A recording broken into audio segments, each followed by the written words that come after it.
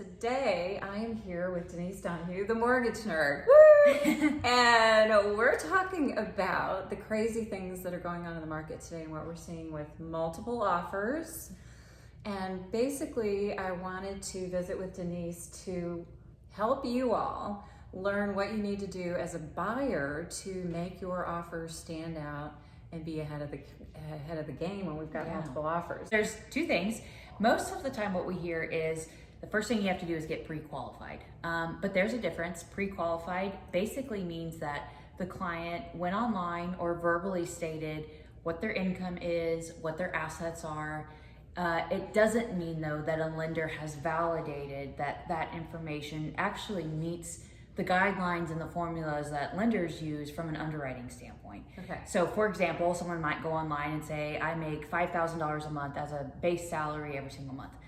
But it's not a base salary. It's maybe comprised of bonuses and commissions. Yeah. And there's different formulas that all lenders use for that. Right. And so a pre-approved status means that you went online, you filled that information out, but then you submitted the documentation needed, typically like 2 pay stubs, 2 W-2s, maybe some tax returns. And then the loan officer validated and verified this is actually the income and this is how much home the client can buy.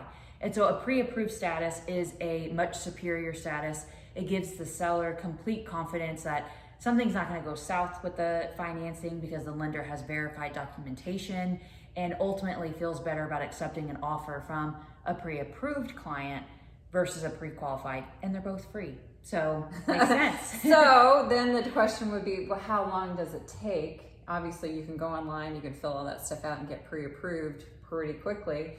How much longer does it take to be to get the actual letter? It's kind of case by case. If it is, if there's not... I said the wrong thing. To get pre-qualified. To get pre-qualified, you can go on and you can do that really simple, and Denise and other lenders, they'll spit out a letter and it says you're 15 minutes. Yes, yeah. You're pre-qualified. Okay, so pre-approval though takes longer. We got to submit it. So what time are we talking before we can get that? You know, usually I would say on average it's still about 24 to 48 hours. Oh, yeah. Okay. It can still be fairly quick. Where it takes a little bit longer is, let's say you're self-employed or you own multiple real estate properties, and the formulas that a lender uses in those tax returns, they just take longer. There's more verifications. Sometimes we have to go directly to an HR supervisor to verify a few things, and maybe that HR manager's out of the office.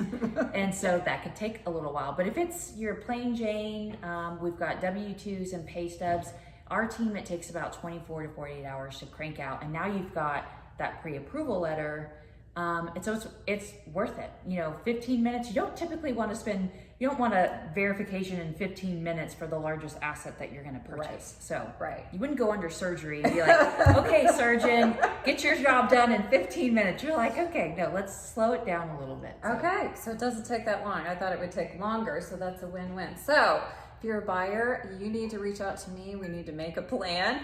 You need to reach out to Denise, get your documentation together. It's not that involved and it won't take that long. And then when we find the perfect house and we submit that offer, you're going to stand out above the others that only have that pre-qualification letter that pretty much anybody can get. Yep. And that is your tip of the day.